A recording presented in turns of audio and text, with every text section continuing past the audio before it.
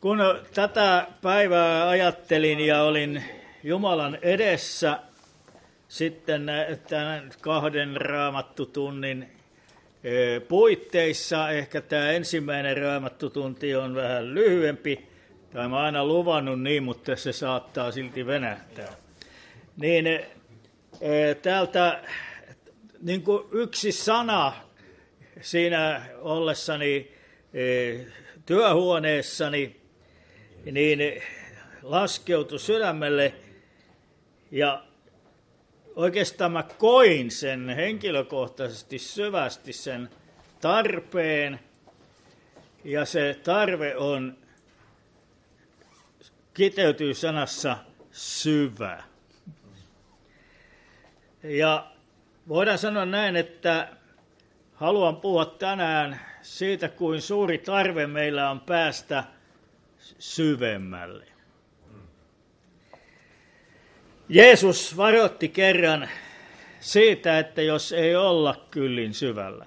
Niin, hän sen kuuluisan kylväjävertauksen puhui.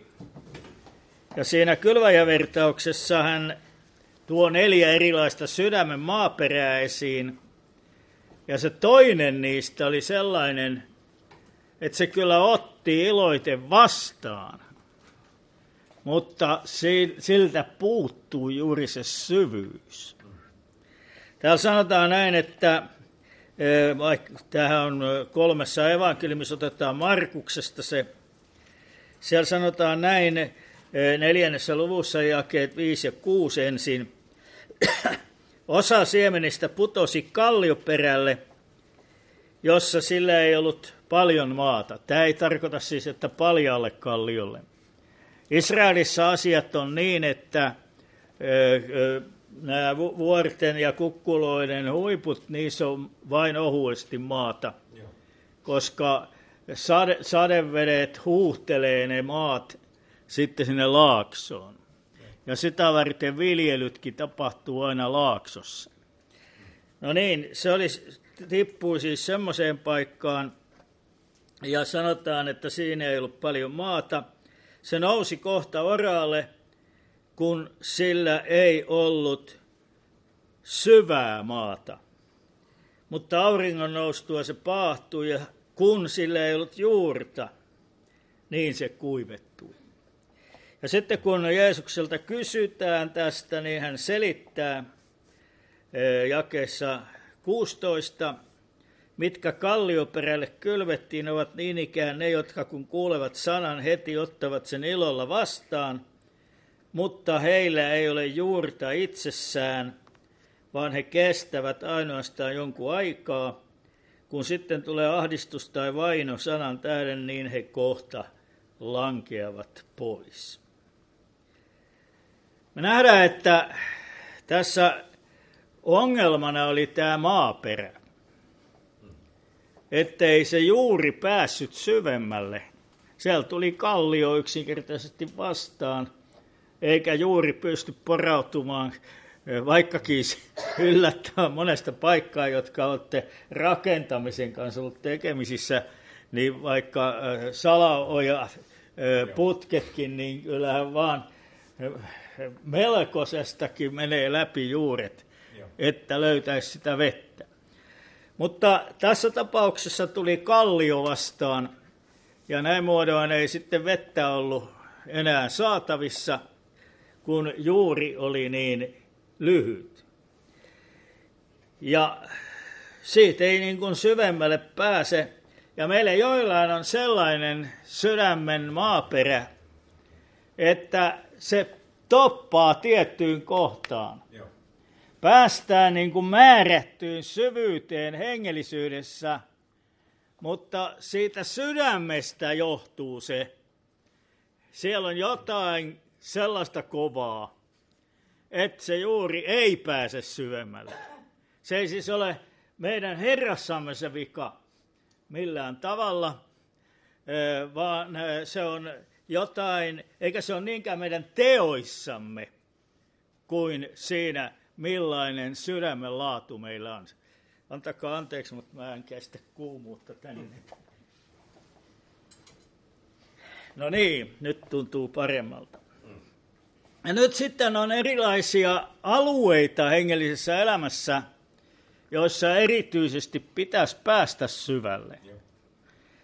Ja mä lähden, mulla on 3 niitä, ihan klassinen 3 kohdan saarna. Niin ensiksi meidän tulisi päästä siis se on ihan ensisijaisin ehdottomasti syvemmälle Kristukseen ja hänen tuntemiseensa. Ja jos alkaa kyselemään uskovilta, että kuinka syvällä sä olet Kristuksessa, niin mä luulen, että aika monella on vaikeuksia arvioida sitä asiaa, että onko mä syvällä vai onko mä pinnalla vaan. Ei se ole semmoinen asia, jota voidaan senttimetrimitalla mitata. Se mittaantuu sillä sitten, että kuinka pitkät juuret on. Ja Paavali kirjoittaa tästä, hän oli spesialisti tällä alueella. Hän puhuu siitä usein ja voisi ottaa monenlaisia raamatun kohtia, mutta otan nyt vaan yhden täältä kolossalaiskirjeen 2. luvusta, jake 6 ja 7. Niin kuin te siis olette omaksenne ottaneet Kristuksen Jeesuksen, niin Herran, niin vaeltakaa hänessä juurtuneina häneen. Ja enempi oikeastaan tarvitkaa lukea. Juurtuneina häneen. Siis nyt on kysymys siitä, kuinka syvästi me juurumme Kristukseen. Helposti uskoelämä menee siihen, että se menee niin kuin tavallaan niin kuin teot edellä. Veli etsii vaan hyvän paikan. Sieltä löytyy. Että me yritämme kovasti. Kuullaan joku järeä saarnakin siitä, kummonen uskovan pitäisi olla. Niin, ja ne on hyviä nekin. Niin sitten kuitenkin se tulos on sen kaltainen, että me tsemppaamme ehkä ja yritämme olla jotain siihen suuntaan, kun me kuulimme saarnattavan tai luimme sanasta tai jotain, mutta se ei tuota tulosta. Koska kaiken lähtökohta on se, kuinka juurtuneita ja kuinka syvällä me olemme Kristuksessa. Siitä Jeremia, jo vaikka oli vanhan liiton profeetta, osasi tuoda hyvin sattuvasti esiin sellaisen sanoman täällä Jeremian 17. Tai oikeastaan Herra antoi tämän sanoman Jeremialle. Ja siellä sanotaan näin, että jakeessa luvussa 17, jae 7 ja 8, siunattu on se mies, joka turvaa Herraan, jonka turvana Herra on, siis molemmin päin. Aina vaikka me koetamme turvata Herraa, niin meillä saattaa olla sillä lailla elämässä asiat, että Herra ei tule meidän turvaksemme. Eli sen täytyy tulla molemmin päin. Ja nyt sitten, millainen se mies on, ja nainen yhtä hyvin. Hän on kuin veden partaalle istutettu puu, joka ojentaa juurensa puron puoleen. Sieltä se vesi tulee. Helteen tuloa se ei pelästy. Tässähän Jeesuksen vertauksessa puhuttiin helteestä. Vaan sen lehvän vihanta ei pouta vuonnakaan sillä ole huolta. Niitä on kaikenlaisia aikojakin elämässä, sellaisia, missä kuivat tuulet puhaltavat meidän elämäämme. Ja ei se herkeä hedelmää tekemästä. Ydin sillä puulla oli se, että se sai työnnettyä ne juuret sinne, missä sitä vettä oli. Ja Kristus on elämän veden lähde. Eikö niin? Amen. Toisin sanoen, meidän pitäisi päästä juuren tavoin ikään kuin imemään sitä elämän voimaa, taivaallisen elämän voimaa Kristuksesta, jossa se löytyy kyllä ja joka mielellään antaa. Mutta meillä täytyy olla se juuri, jolla sitä ikään kuin imuroidaan sieltä. Muuten se ei niin kuin sieltä lähde. Sillä ilman Kristusta me emme voi mitään tehdä. Jeesushan itse sanoi sen ihan selvästi. Ja siinä on semmoinen oma läksysä oppia sekin. Ja Jumala vie meitä semmoisiin kouluihin joskus, jossa me käsittämme, että seinä nousee pystyyn kaikelle omalle yrittämiselle, ponnistelemiselle ja muille, jossa me tajuamme, että jos ei Herra tee jotakin, niin tämä minun uskoelämäni sammuu tähän. Mutta halleluja, meillä on Herra, joka haluaa meitä kohdata, joka mielellään haluaa olla meidän turvamme, joka mielellään haluaa olla se, josta me saamme taivaallista elämää ammentaa. Kiitos Jumalalle. Mutta nyt mä taas palaan kysymykseen. Kuinka syvällä sä oot Kristuksessa? Onko hengellinen elämämme omaa yrittämistä? Onko hengellinen elämä ehkä vaan sitä seurakuntaelämässä mukana olemista?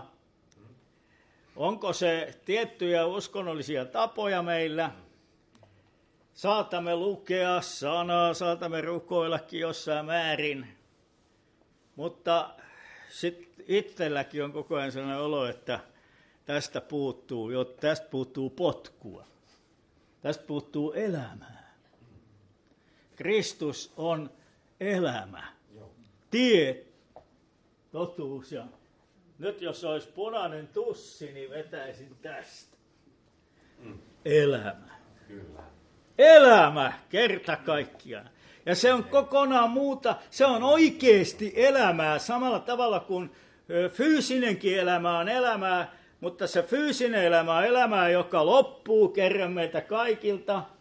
Se on katoavaista, sillä ei peritä taivasta, mutta Kristus, hän tuo ihan oikeasti elämää taivaasta. Kiitos Jumalalle. Ja tämä on, mitä syvemmälle me pääsemme Kristuksessa, sen voimakkaammin Kristuselämä voi meissä vaikuttaa. Ei tässä kukaan varmaan ole liian syvällä vielä Kristuksessa. Että varaa on mennä eteenpäin, ettei kenenkään tarvitse tässä nyt ajatella, että mä oon jotenkin polonen, niin surkea otus kuin ikinä voi olla. Ei tarvitse niin ajatella. Mutta sitten kun Kristuksesta puhutaan, niin puhutaan myös hänen tuntemisestaan. Sillä Jeesus itse sanoi täällä Johannes 17, tämä on iankaikkinen elämä, että he tuntevat sinut, joka yksin olet totinen Jumala, ja hänet, jonka sinä olet lähettänyt, Jeesuksen Kristuksen. Ja kuulkaa, mä oon ollut 52 vuotta uskossa ylikin, ja saarnamiehenä 44 vuotta. Ja silti mä joudun kysymään, joskus Jumala kysyy, tunnetko sinä vaimosi hyvin? Me ollaan oltu yli 50 vuotta naimisissa. No mä jo melkein kulmakarvan asennosta tiedän, että mistä tuulee. Joo.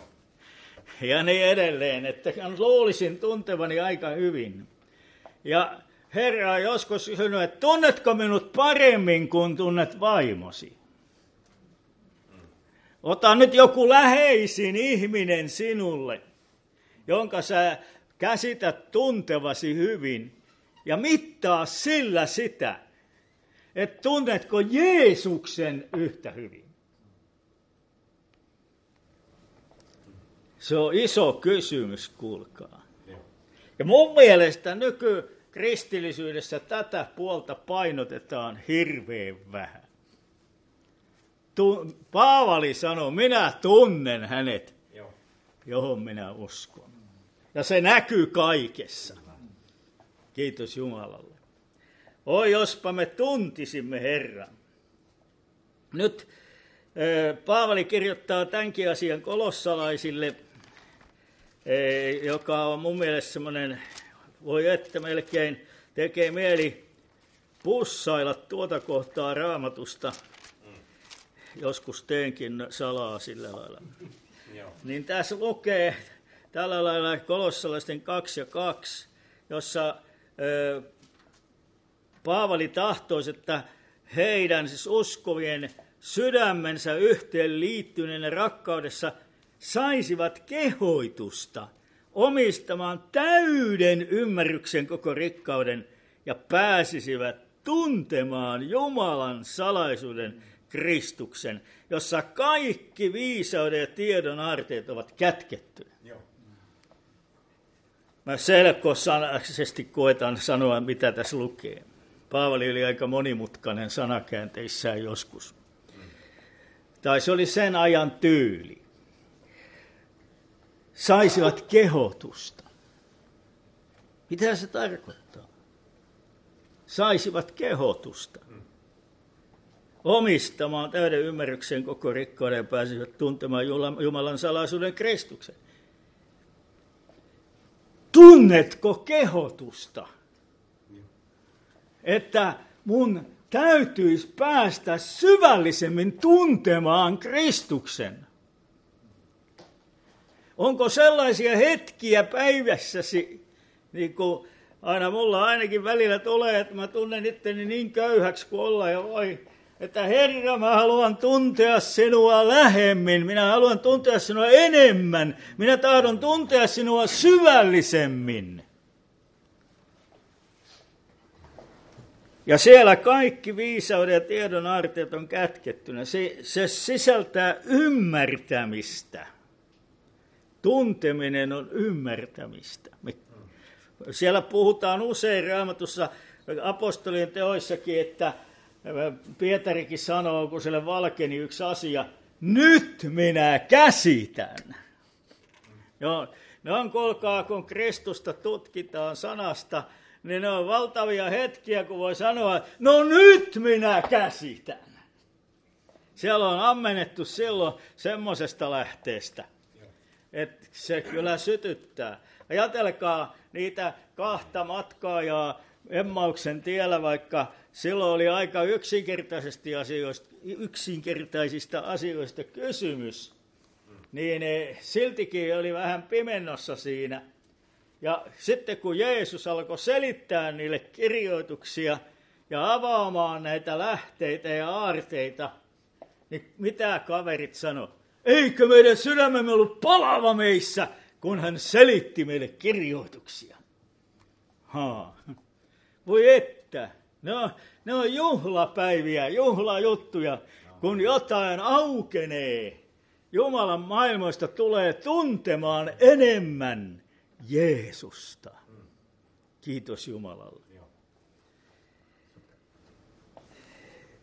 Ja millä tavalla sinne pääsee sitten? Usein saarnataan, että miten asiat pitäisi olla, ja mulla jää aina sitten vähän tyhjä olo, jos se saarna ei myös selitä, miten siihen pääsee. Miten siihen pääsee. Ja mä koetan jollain lailla nyt sanan pohjalta neuvoa sitä. Päästäkseen syvemmälle, niin mitä tarvii tehdä? Täytyy kaivaa. Eikö niin? Kyllä. Ja meidän lapiomme on rukous. Me kaivamme rukouksen lapiolla päästäksemme syvemmälle Kristukseen ja hänen tuntemiseensa. Siitä täällä sanotaan esimerkiksi Jaakobin kirjeessä, millä lailla sitä sitten pitää kaivaa. Täällä sanotaan näin, että Jaakobin kirjeen 5. luku ja sieltä jakeen 16 loppu ja 17 kokonaan. Vanhurskaa rukous voi paljon, kun se on millainen? Harras. Se on, että kaikki on pelissä. Jeesus rukoili sillä tavalla, sanotaan, hän väkevin huudon ja kyynelin uhrasi rukouksia. Tuommoinen pintapuolinen heitto ei johda mihinkään. No siunaat tota Valensaakin. Niin ei kyllä siunattu yhtään. Mutta kun on joku esirukoilija, joka taistelee hänen puolestaan, niin johon rupeaa vaikuttamaan. Kiitos Jumalalle.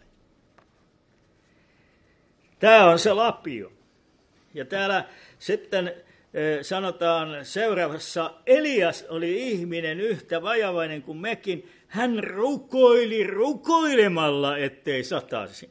Eikä satanut maan päällä 3 vuoteen ja 6 kuukauteen. Ja hän rukoili uudestaan. Muistatteko, kun hän rukoili, että se sade tulisi, niin sanotaan, että hän 7 heittäytyi maahan rukoilemaan ja sanoi palvelijalle aina, joka rukoussession jälkeen mennyt katsoa, joko pilvi nousee. Ja ei vaan noussut. Usein me jätetään, jos ei se heti tapahdu. Se on sitä harrasta rukousta sekin, ettei hellitä. Siitä Jeesus puhuu monessa kohtaa. Että kun me rukoilemme, ei saa hellittää. Sä, joka rukoilet vaikka omaisesi puolesta, että sen pelastuisi, niin ei se nyt mene ihan parilla rukouksella välttämättä. Se vaatii taistelua.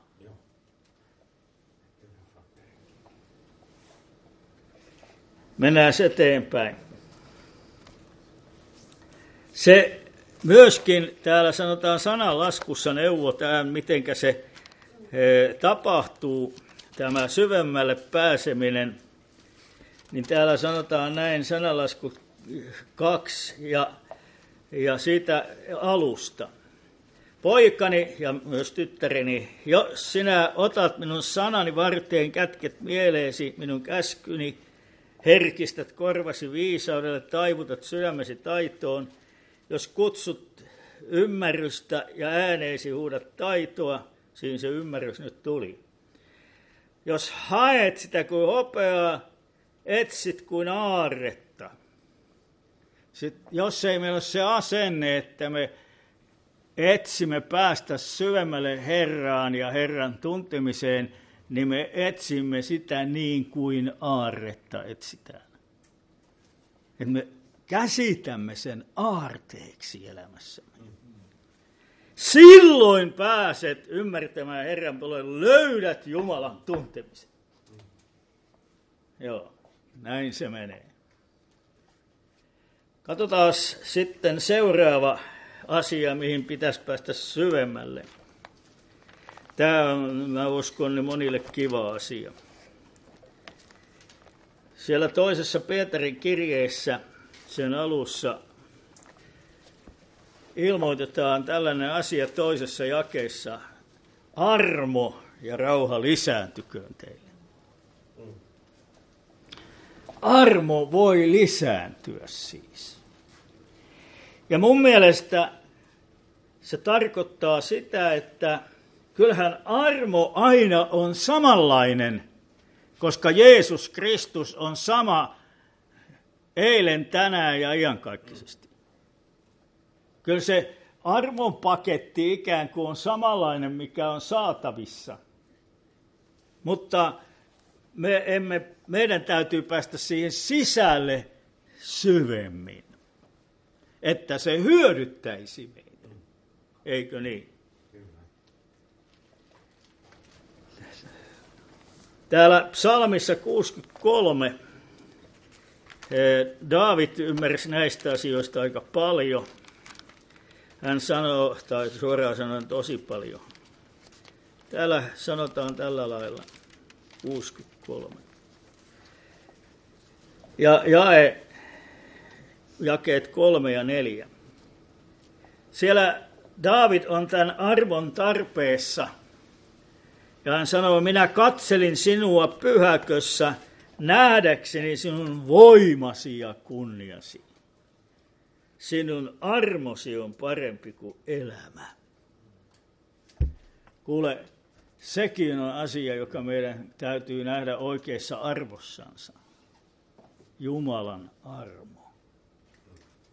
Se näkyy ei vain pelastuksessa, vaan myöskin vaikkapa meidän vaelluksessamme tai palvelutehtävässämme. Onko siinä Jumalan armoitus vai ei? Ja se on sitten kullakin vähän omalla sektorillaan se asia. Pelastuksen armo on kaikilla sama. Ja se varmasti oli näillä uskoville, joille Pietari kirjoitti, että armo lisääntyköön. Sen täytyy päästä ikään kuin uusille alueille meidän elämässämme sen Jumalan armon. Ja jotta armo olisi armo, tulee meidän oppia ymmärtämään, että on itse täysin ansioton saamaan mitään Jumalalta.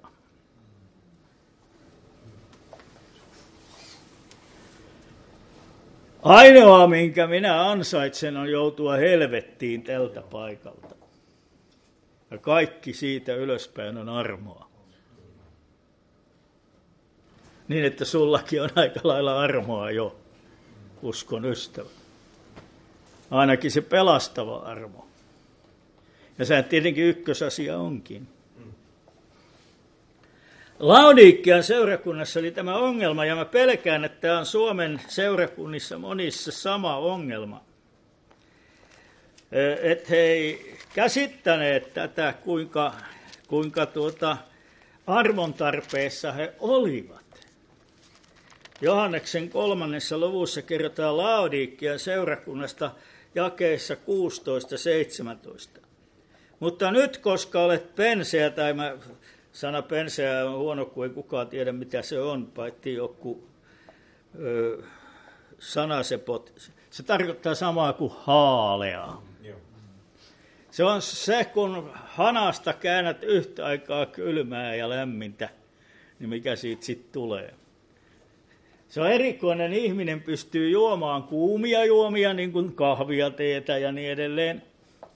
Ja ihminen pystyy juomaan kylmiäkin, mutta sitten siltä väliltä, kun tulee, mieti sitä, niin se oksettaa. Ja Jeesus sanoi, että koska olet tämmöinen haalea, olen minä oksentava sinut suustani ulos. Ja miksi hän oli semmoinen haalea? Sinä sanot, minä olen rikas, olen rikastunut, enkä mitään tarvitse. Oli tullut itseriittoiseksi.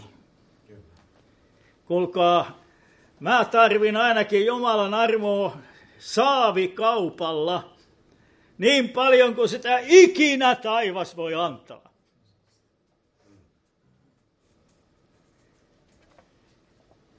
Joo, kiitos Jumalalle. Ja sitten kun sitä saa, niin oppii tuntemaan Jumalan armoa, mikä se on.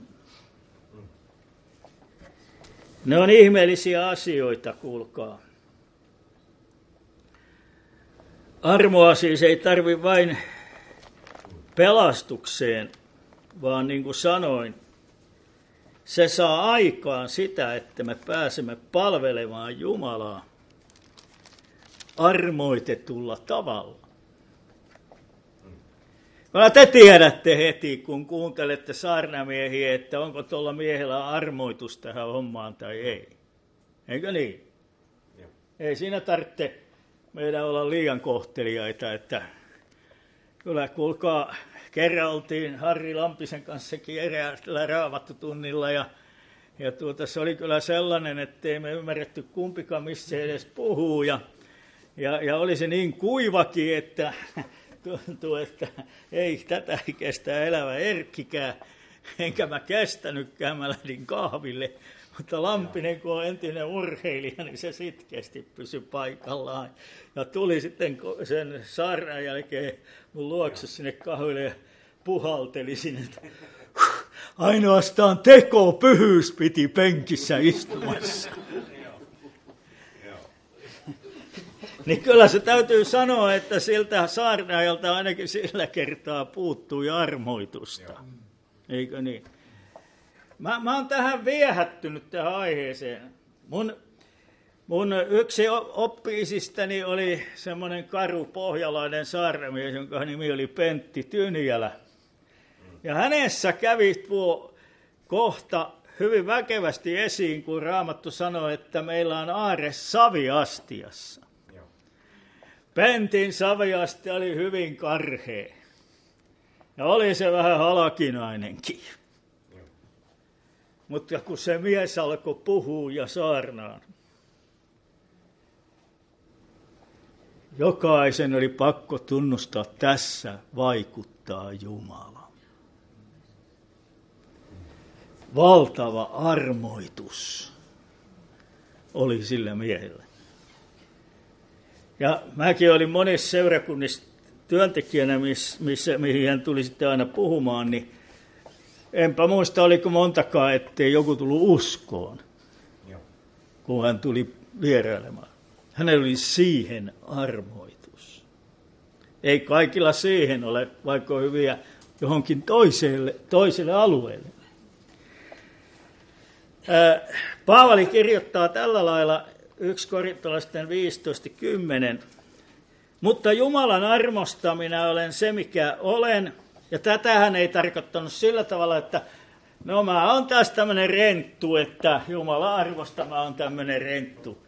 Ei hän sitä tarkoita, päinvastoin. Hän tarkoitti, niin kuin hän jatkaa, hänen armonsa minua kohtaan ei ole ollut turha, vaan enemmän kuin kaikki minä olen työtä tehnyt. En kuitenkaan minä, vaan Jumalan armo, joka on minun kanssani.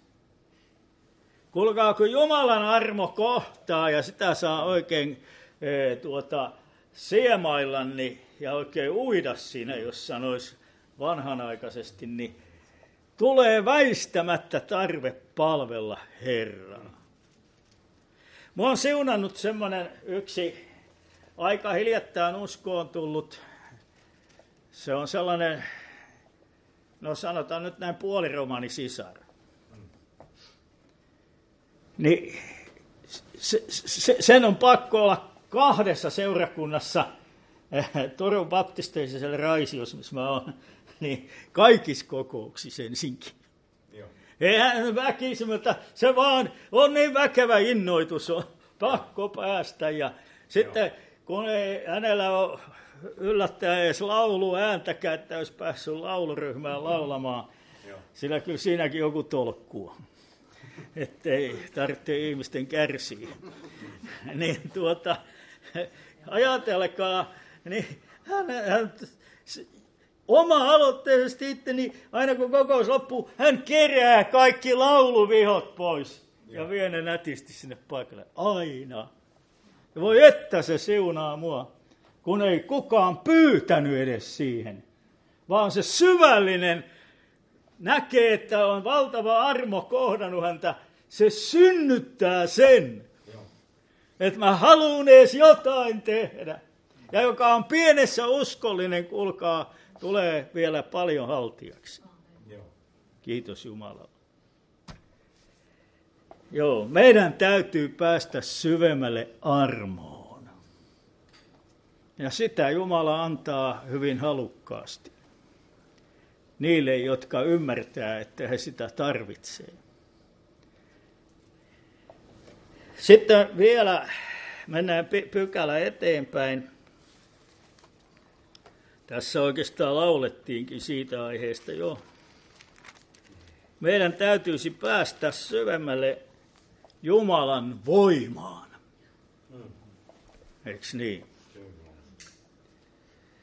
Paavali ymmärsi voiman kokemisen tarpeellisuuden, sillä hän sanoo 1. Korintolaisten 4:20, sillä Jumalan valtakunta ei ole sanoissa, vaan voimassa. Ajatellaan nyt vaikka joku kaatopaikan arskakin.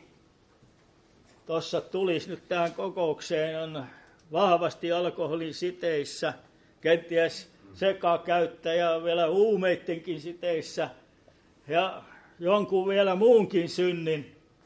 Ja sitten tullaan tähän ja rukoillaan sen puolesta. Niin jokainen tajuaa, että jos tässä ei ilmesty Jumalan voima, niin tuo mies ei ikinä muutu. Aikanaan, kun mä olin tullut uskoon, niin mä en oikein tiennyt, ketkä kaikki on oikeita uskovia. Ja sitten sekaannuin Jehovan todistajiinkin.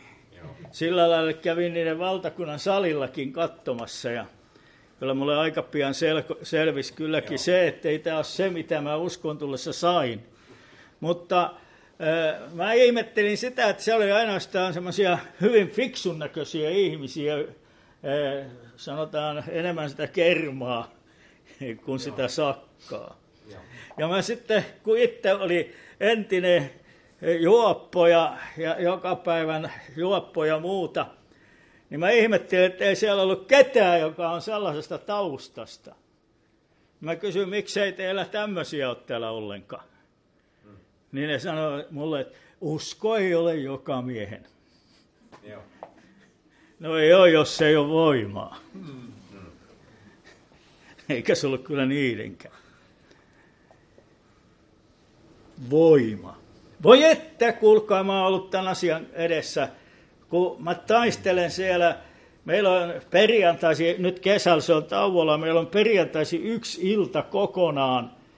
Itse Raision kaupunki on antanut meille tilat sitä varten ja vuoron, että me kohtaamme syrjäytyneitä alkoholisteja ja narkkareita. Jos ei missään muussa huomaa, että tämä tarvitsisi Jumalan voimaa tämä työ, niin siinä sen sitten huomaa viimeistään. Ne ei niin kuin fiksuilla nätillä puheilla muutu miksikään. Ja on se merkillinen homma sitten, kun on sitä voimaa. Sanotaan nyt mitä vaan, niin mun tulee mieleen nuo Vaajakosken ajat, kun oli se herätys siellä ja mäkin siellä kerran kuussa saarnasin 3 vuoden ajan. Ja vissiin ei ollut yhtään kokousta, ettei joku tullut uskoon. Niin tulee nyt mieleen yksi Riuttasen Penaki, joka oliko se nyt 22 vuotta istunut linnassa 2 murhasta. Pena taisi päästä taivaaseen viime talvena tietääkseni. Mutta kyllä se sellainen juttu on, että vaikka silläkään ei tietenkään, niin kuin muuten niillä taustoilla, ei kellään se alku lähde välttämättä tyylikkäimmin. Mutta loppu oli senkin komeampi. Kun miehen tapasi, niin kyllä kasvot loisti kuin Naantalin aurinko. Sillä armo oli kohdannut. Kiitos Jumalalle. Pena tiesi jotain armostakin.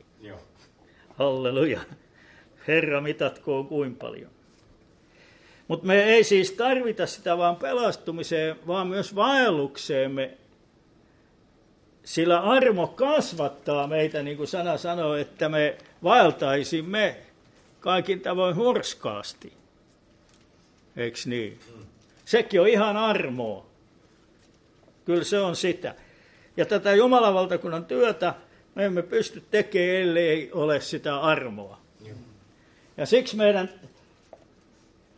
siis armo ja totuus käy käsi kädessä. Jos ei ole totuutta, niin ei ole armoakaan. Mutta sama päinvastoin. Sillä Jeesus oli täynnä armoa ja totuutta. Kiitos Jumalalle. Mutta pysytään nyt siellä voimassa. Sillä Jumalan valtakunta ei ole sanoissa, vaan voimassa. Sanoo Paavali täällä 1 Korintolaisten 4:20. Ja sitten hän sanoo omasta palveluksestaan tällä tavalla 1 Korintolaisten 2:4-5. Minun puheeni ja sarnani ei ollut kiehtovia viisauden sanoja, vaan hengen ja voiman osoittamista, ettei teidän uskonne perustaisi ihmisviisauteen, vaan Jumalan voimaan. Meidän uskon täytyy perustua Jumalan voimaan. Ja varaa on päästä suurempaan voimaan. Ajattelen veli Niilo Ylivainio. Mä olin kerran järjestämässä yhtäinen kokoustaan tuolla Tampereella.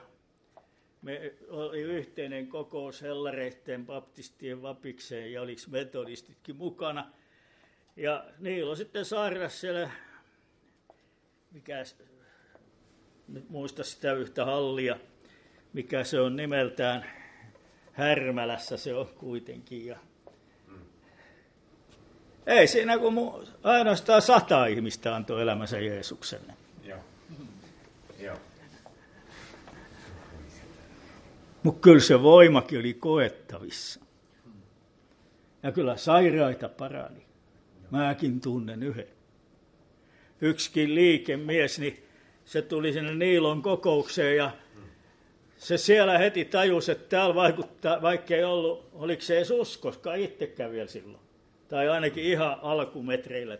Täälläpä on Jumalan voima ja vaimo kärsi, oliko se nyt selkäranka rappeumasta tai jostain sellaisesta vakavasta selkäranka-asiasta. Ja se lähti kesken kokoukseen, että meidän muija täytyy saada tänne. Ja olkaa siellä se parani. Elää vieläkin, eikä ole tullut sitä tauti takaisin. Jumalan voima.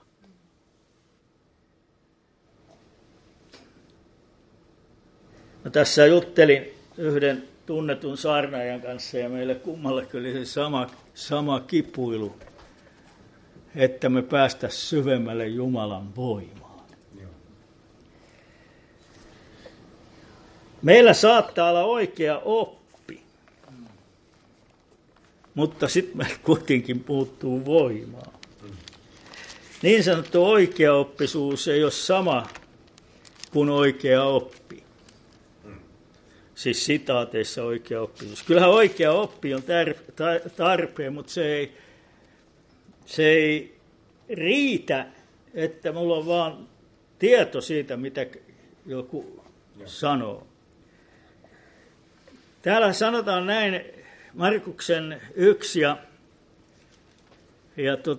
jakeessa 25, kun Jeesus nuhteli riivaajaa sanoen, vaikene ja lähde hänestä, ja saastainen henki kouristi häntä ja lähti hänestä huutaen suurella äänellä.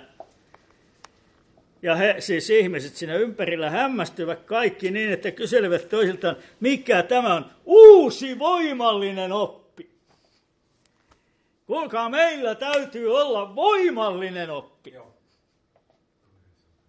Että siinä on kans voimaa. Tulee mieleen yksi saarnaaja veli. Joskus oli täällä Jyväskylässäkin työntekijänä. Itse se mulle kertoi tämän, mutta en mä silti viitin nimeä sanoa. Niin hän oli puhumassa tuolla Turussa ja sitten siellä oli siihen aikaan semmoinen 5-vuotiaan tasolla oleva Mikkola Timppa, joka oli oikein hengen ihminen.